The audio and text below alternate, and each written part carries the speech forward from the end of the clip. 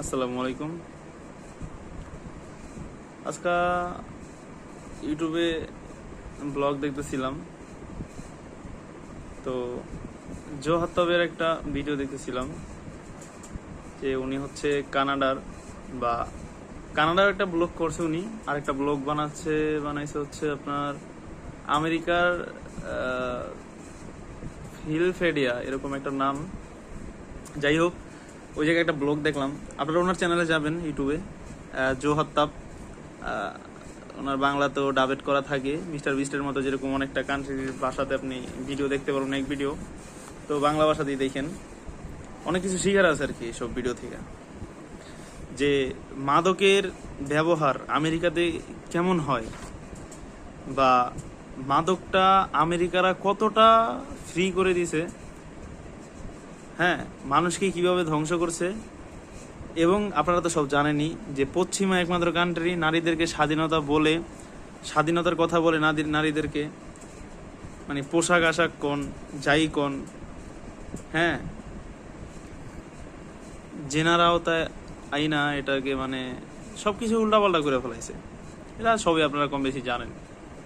এখন কথা হয়েছে, এই যে মাদক, যেটা হচ্ছে আমি জোহাত্তাবের ভিডিওটা দেখা যতটুকু বুঝলাম যে একটা ড্রাগস আছে, যেটা হচ্ছে হিরোইন থেকে 50 গুণ বেশি।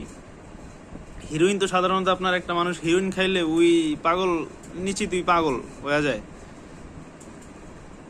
তো ওই জায়গায় যেই ড্রাগসের কথা শুনছি ওটার নাম হচ্ছে ফেন্টানিল, হ্যাঁ, ট্রাঙ্কস, সরি, ওটা হচ্ছে ফেন্টানিল আর হচ্ছে জাইজিলিং এর দুইটা রাসায়নিক পদার্থের মাধ্যমে একটা নেশা তৈরি হয় বা একটা মাদক তৈরি হয়, যেটার নাম হচ্ছে কি ট্রাঙ্কস।